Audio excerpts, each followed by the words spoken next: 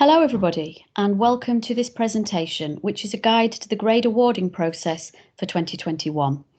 This presentation is aimed both at students in years 11 and 13 and also at parents and carers of those students. Firstly, I'd like to outline the context, just to remind ourselves of how we've ended up where we are. So we know that schools were closed to the majority of students in the last academic year from the 23rd of March through to the end of that year. And for those 14 weeks of school time, students had to access their learning generally from home. We had some students in school as part of the key worker provision, but the materials they were accessing was the same. They weren't receiving face-to-face teaching from their subject teachers. Schools were then able to reopen between September and December 2020, although some students, both in our school and nationally, had to continue to learn from home for certain periods of time due to COVID isolation. And for some students, this happened on more than one occasion. So although we had a term of school attendance, it was disrupted for some of our students. And then, of course, in this last term, we've had to be closed once again to the majority of students from the 4th of January through to the 5th of March. That's a further 8 weeks, meaning that education was once again being accessed either from home or for those key worker children in school, it was still the remote learning rather than face-to-face learning with their teachers. So if we look at the total time lost, it was a minimum of 20 school weeks for all of our students when they weren't receiving face-to-face teaching from their teachers.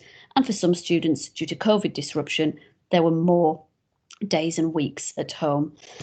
So the impact of all of this disruption was, of course, that students in exam years were very likely to struggle if they were asked to sit their final exams in the usual way and for grades to be decided based on their performance in those exams.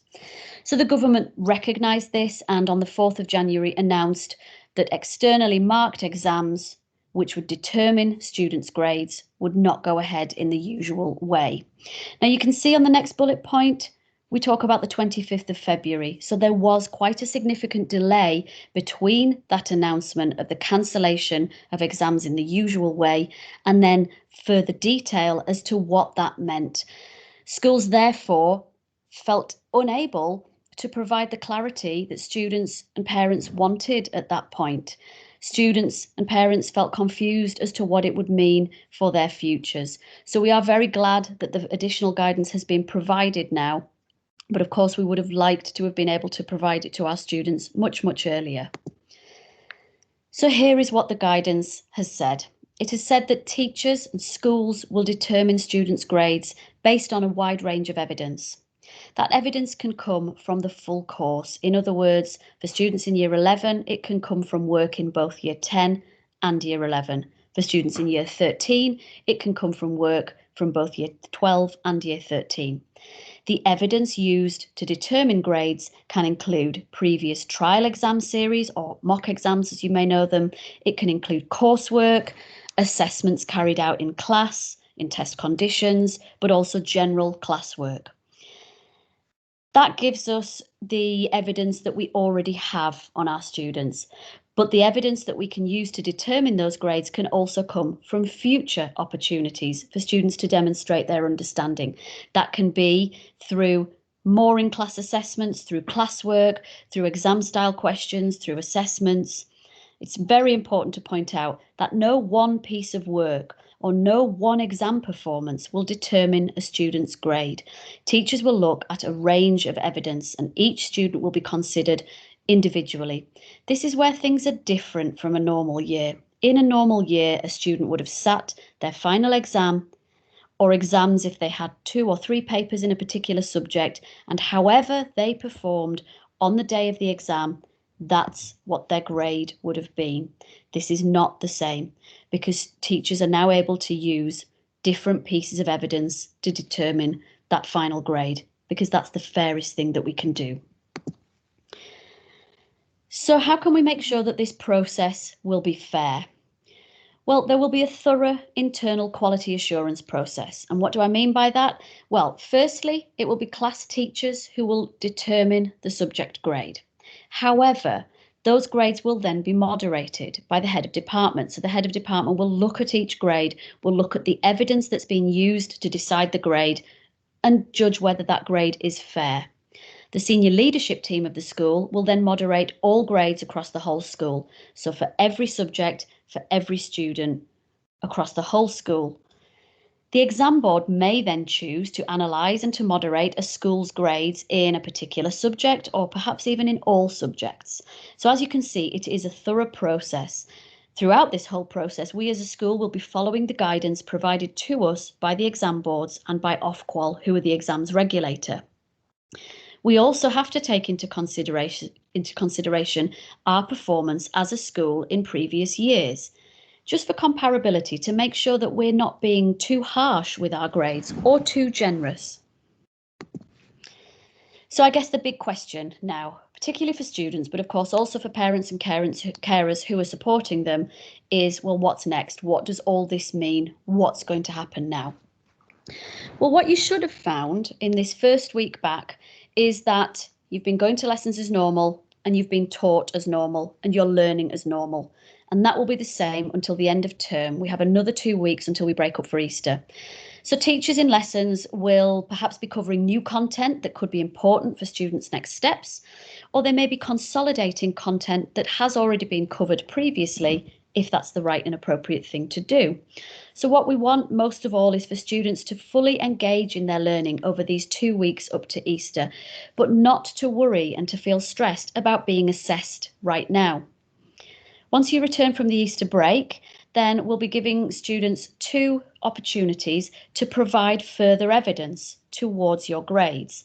We're going to have what we call evidence weeks, so 2 separate evidence weeks. I will talk more about those evidence weeks when I show you the timeline on the next slide. And then, as we move through to May, students will be given a further opportunity to provide evidence towards their grades during an internal assessment fortnight. So let's have a look at the timeline now and a bit more detail on these evidence weeks and the internal assessment fortnight. So we first of all have the Year 11 timeline. As we can see, the period that we're in now, the 8th to the 26th of March, it's lessons as usual, it's learning new content, new topics, or perhaps consolidating material learned earlier in the course. Then we break up for the Easter holidays. What you should expect is that by the time you break up for the Easter holidays on the 26th of March, your subject teachers will have shared a revision plan with you. We then return from Easter on the 12th of April, and that's when we begin Evidence Week 1. Now this will be just part of normal lessons, so you won't be having to go to the hall and sit formal exams. You'll just be going to your lessons as usual, but in those lessons you'll find that teachers will be setting you some exam-style tasks or questions which may be used as some further evidence towards your grades. The tasks will relate to the classwork being delivered at the time, so you won't be asked to suddenly remember something that you'd done the first week in Year 10. It will very much relate to whatever you're covering in lessons at that time. Therefore, we won't be asking you to do additional revision. We follow that up with a regular week of lessons when the focus will be revision and consolidation of prior learning, followed by Evidence Week 2, which will follow the same pattern as Evidence Week 1. We then have a final week of lessons as usual with a real focus on preparation for those May internal assessments. And the date on which the May internal assessments will begin is the 10th of May.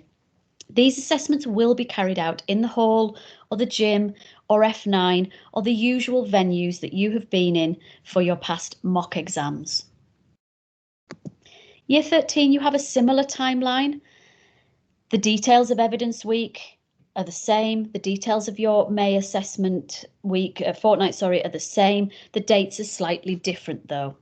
So as you can see, when you return from the Easter holidays, it will not be your first evidence week immediately. You will have a week of lessons, followed by the evidence week, followed by another week of lessons, followed by the final evidence week. And your May internal assessments begin a little later than the Year 11s. They begin on the 17th of May. A lot of information so far, and my guess would be that you've got lots of questions. So hopefully I can answer some of the questions before you even need to ask them.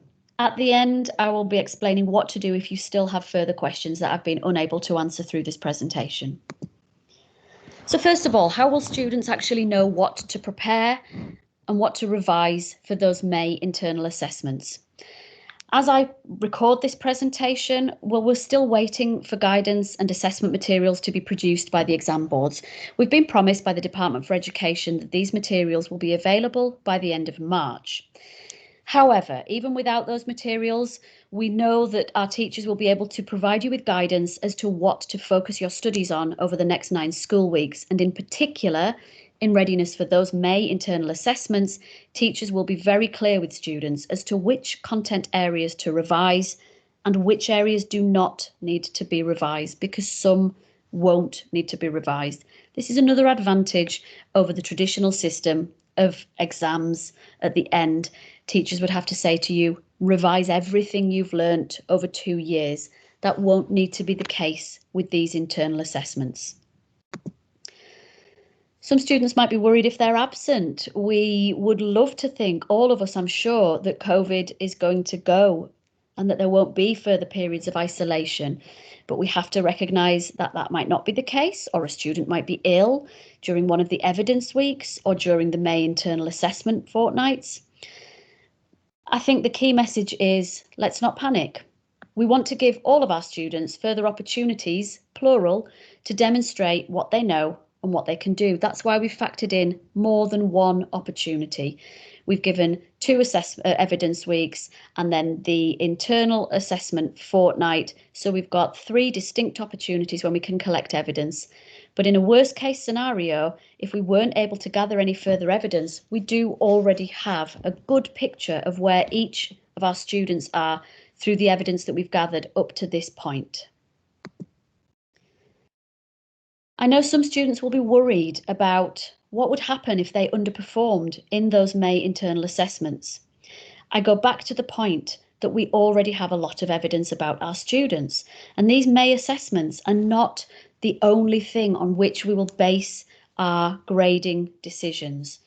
These assessments really have a safety net underneath them, and that safety net is all the evidence we have, the mock exams that you've done, the in-class assessments, the timed essays, the exam practice questions. We've got lots of evidence on all of our students. The May assessments quite simply give students a chance to show off what they've learned, but they're not a final exam. They're not the only thing that the grade will be based on. There will be a piece of evidence, of course. For some students, we know they'll be very, very grateful that there's this opportunity to improve on a grade that they might have previously been working at, perhaps a mock grade that they felt disappointed in, and they want to show just how much progress that they've made.